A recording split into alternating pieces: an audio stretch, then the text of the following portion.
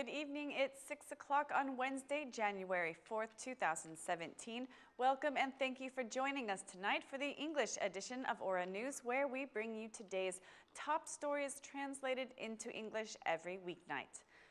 Two MPs whose mandates have been interrupted, the former Democrat MP Dashimir Tahiri and the former Socialist Movement for Integration's MP Shkolcem Salami, have both appealed the Central Election Commission's decision against them for violating the decriminalization law.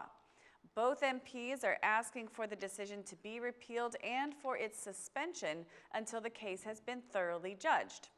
As announced yesterday, the defense lawyer of the former SMI MP appealed the case today with the administrative court, asking for the Central Election Commission's decision to be suspended. Meanwhile, the MP, Dashimir Tahiri, submitted the first appeal to the Electoral College and tomorrow is expected to appeal the case to administrative court.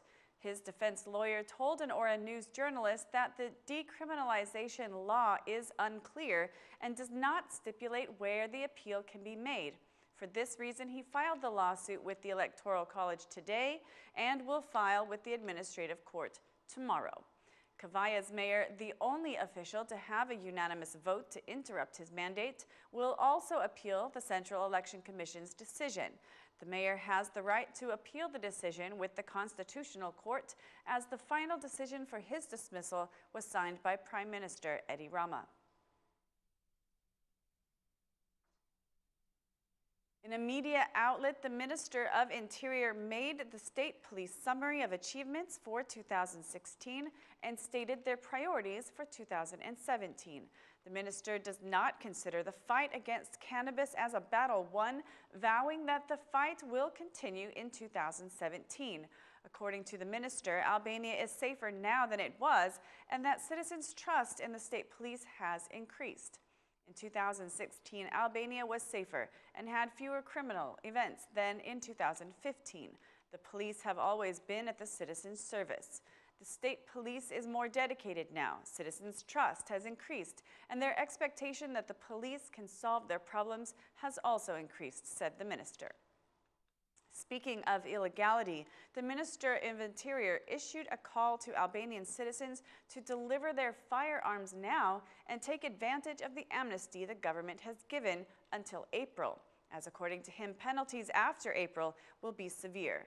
During his speech, the minister declared that 47 million euro in assets or bank accounts were seized in the last year as money coming from crime. 47.6 million euro in wealth and criminal assets were seized in 2016. I have frequently listened to accusations that the police only deal with the poor and not the big fish. This confirms that our work is focused on the big fish, on those who have become rich through criminal activity. 47.6 million euro in criminal assets, bank accounts, apartments, and businesses were seized during 2016. When I came into office in 2013, the police had only seized 1.2 in criminal wealth. 100 million euro have been seized in the last 3 years.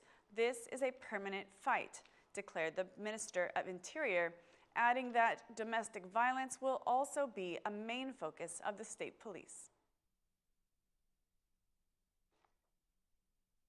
The Minister of Justice, Mr. Manjani, announced on his private Facebook account today that the Ministry of Justice is adapting to the new constitution and the newly adopted laws. Minister Manjani said that the ministry has prepared the files it will deliver to the new Justice Inspectorate, a body to be set up by the judicial reform, which will inspect and make disciplinary proceedings for judges and prosecutors. The Minister of Justice praised the criminal justice reforms, which according to him still operate with rules inherited from the past. The ministry has prepared a package of changes to the criminal code and in the criminal procedure code, which the ministry has drafted, taking the Ombudsman's recommendations into consideration and in cooperation with the prosecution, police employees, and lawyers. According to the Minister of Justice, criminal justice should guarantee the punishment of those who violate the laws based on proof. At the end of the post, the minister calls on citizens to contribute their opinion regarding this issue.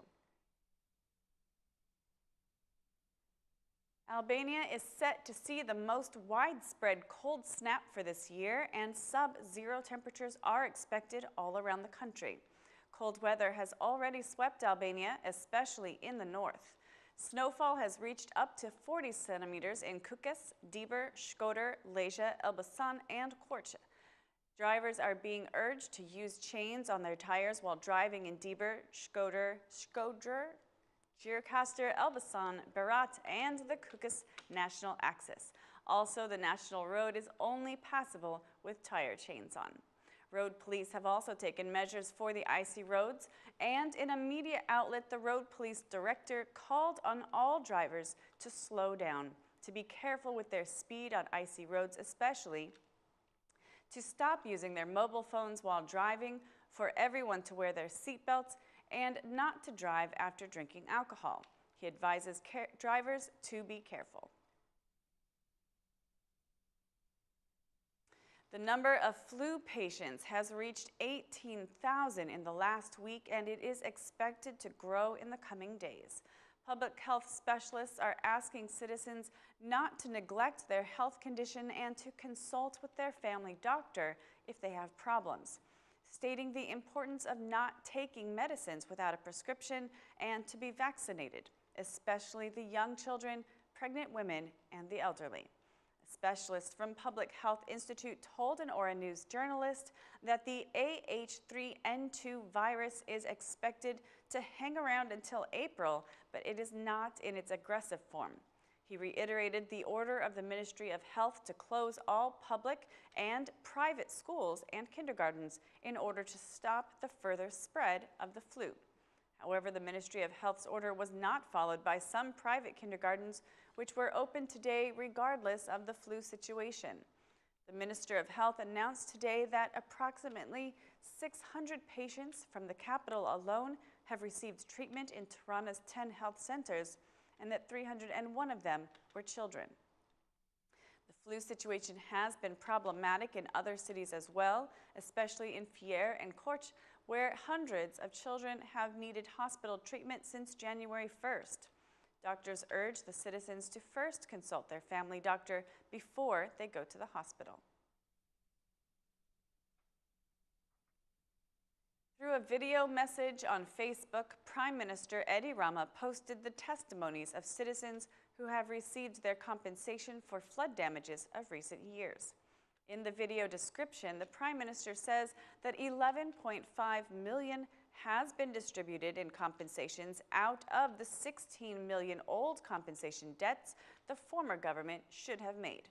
The Prime Minister writes that this government does not forget its obligations to the citizens, something he says is a difference with the former government, referring to the former Prime Minister and those who speak against this government.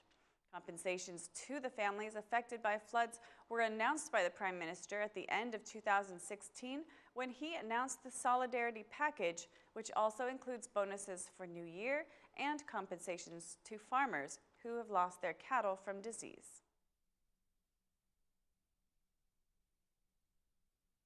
The Albanian Parliament has reopened the application for the Ombudsman's position after debates at the Parliamentary Law Commission between the majority representatives on whether or not to reopen the application. Parliament agreed to reopen it and has publicized some criteria that candidates must meet in order to apply for the position. A candidate who applies for this position must be an Albanian citizen, must have knowledge of human rights and freedoms, must have knowledge of the laws, have professional capability, must have not been previously convicted, and must not be a member of Parliament in order to be eligible for the position. The mandate of the current ombudsman was terminated on December 22nd, and Parliament should have already elected a new ombudsman.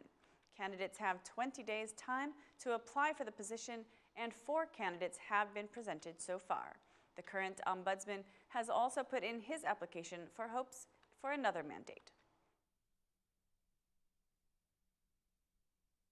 That's all for our English edition this evening. Please join us again Monday through Saturday at 6 p.m. for your local news in English. My name is Mari, and on behalf of Aura News, thank you and good night.